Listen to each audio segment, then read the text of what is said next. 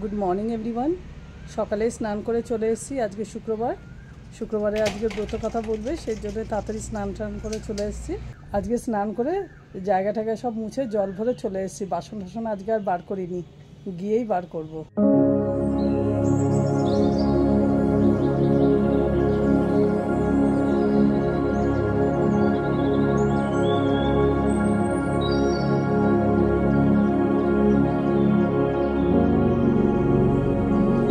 Of সিজনে দেখো কত পদ্ম ফুল ফুটেছে, কি ভালো লাগে না অফ সিজনে এরকম ফুল ফুটলে। কুমড়োটা সবে ধরেছে, তার মধ্যে পোকা ছিদ্র করে দিয়েছে। তারপরে আমি বুঝতে পারিনি, ওর উপরে স্যাপ দিয়ে দিয়েছিলাম, দেখছি একদম চারিদিক থেকে কষ বেরিয়ে গেছে। সকাল বিকাল ওই জন্য একটু জলটা দিয়ে দিই যাতে না শুকায়, আর কষগুলো যে বেরিয়েছে সেটাও যাতে ঠিক হয়ে যায়।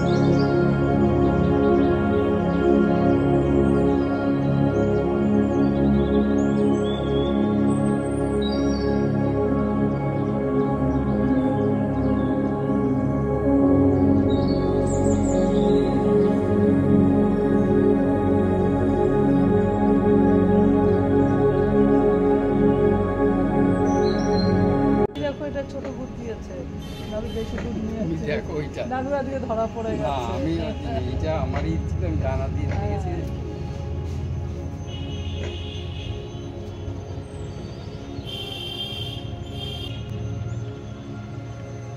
নাড়ু কিন্তু ফুল লুকিয়ে রেখেছিল, ধরা পড়ে গেছে।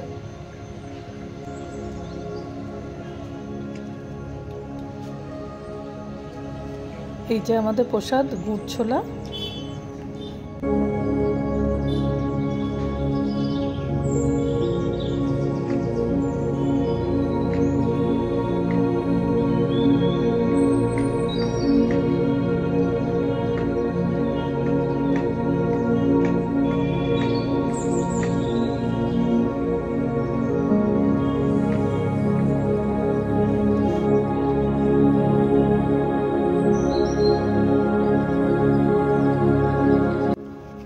গাছ বসাবো, সব বীজের বাছাবাছি কাজ চলছে। সব এত বীজ রয়েছে, কোটা ভরে দেবো কটা, এ কটা বসাবো। এগুলো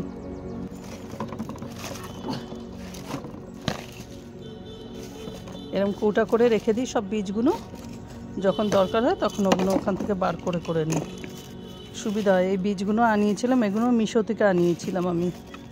কয়েকটা বীজ ভালো, সব যে ভালো আমি বলবো না। আর এটাকে একটু জলে ভিজিয়ে দিই। এ না, বরবটি, তারপরে ভুট্টা, অনেক কিছু দিয়েছি, সূর্যমুখী, অনেক কটা বীজ দিয়েছি। আর এখন এটাও দিয়ে দেবো। এটা কি বীজ গো? কয়েকটা দাও, লাচ্ছা কয়েকটা দাও। হ্যাঁ, যদি না ওঠে একবারে আমি সব বীজ দিই না, জানো তো, কিছু করে দিই কিছু করে দিই না, কারণ অনেক সময় ওঠে না। এর আগে উচ্ছে দিয়েছিলাম, উচ্ছেগুলো সব ওঠেনি, সেই জন্য।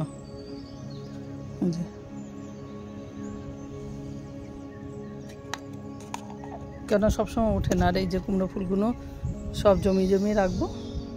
আটকে দাও কোটোটা। এগুলো সব দেখো ভিজিয়ে রেখে দিয়েছি, বিকালবেলা এগুলোকে বসাবো।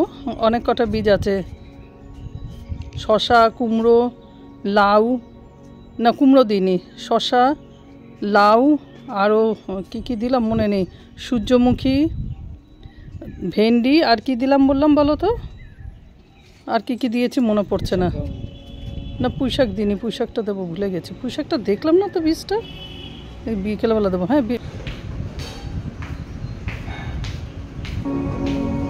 আমাদের সব শুক্রবারের বাসন এগুলো, এগুলো সব শুক্রবারের বাসন।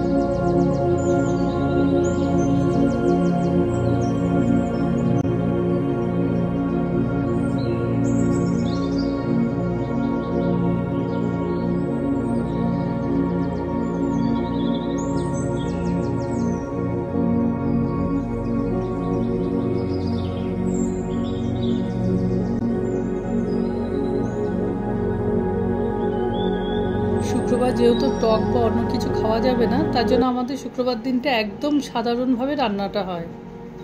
সকালে আর দুপুরে রান্না করেছি সুজি, রুটি আর ছোলার ডাল। রাতে গোবিন্দভোগ চালের ফেনা ভাত, আলু সেদ্ধ আর ঘি। খুব ভালো লাগে খেতে, জানো তো। আলুর তো এখন একটু দাম কম, সেজন্য আলুর চিপস করে রেখে দেবো। মিশো থেকে যে আনিয়েছিলাম স্লাইসারটা, সেটা দিয়ে আমি আলুগুলোকে চিপসের মতন করে কেটে নিয়েছি, লম্বা লম্বা পাতলা করে। আলুগুলো বেশ বড় বড় হওয়াতে বেশ আলুর সাইজটাও খুব বড় হয়েছে। চিপসটা ভাজলেও অনেকটা বড় হবে, কেন আলুগুলো অনেকটাই বড়। এতটাই বড় লাস্টে স্লাইসারে ধরছিল না, আমি আবার সাইড থেকে যার জন্য কেটে দিয়েছি। একটু নুন দিয়ে একবার একটু হালকা সেদ্ধ করব, মানে এক উতলেই নামিয়ে দেবো, নালে কিন্তু বেশি সেদ্ধ করলে কিন্তু পুরো গলে যাবে। একটু ঠান্ডা জলে ভালো করে একটু ধুয়ে নিলাম, কলের জলেই ধুয়েছি। কলের জলটা অবশ্যই একটু ঠান্ডাই আছে, নাহলে তো এখন গরম যা পড়েছে, ট্যাঙ্কের জল তো প্রচুর গরম। এবার রোদেতে এক এক করে সব শুকো দিয়ে দিয়েছি। এক রোদেতেই পুরো শুকিয়ে গেছে। বিকেলে এসে দেখি কাপড়টা পুরো গুটিয়ে গেছে, এত টান টান করে দিয়েছিলাম। চিপসগুলো এতটাই শুকিয়ে গেছে, পুরো কাপড় সমেত গুটিয়ে গেছে। কিন্তু তোলার সময় ভীষণ মজা লাগছিল, সব কটাই উঠে গেছে যেহেতু কাপড়ের উপর দিয়েছি। এক হাতায় মোবাইল ছিল বলে আমি ওই জন্য তোলাটা আর ভিডিও করতে পারিনি। প্রত্যেকটা দেখো কত লম্বা লম্বা হয়েছে।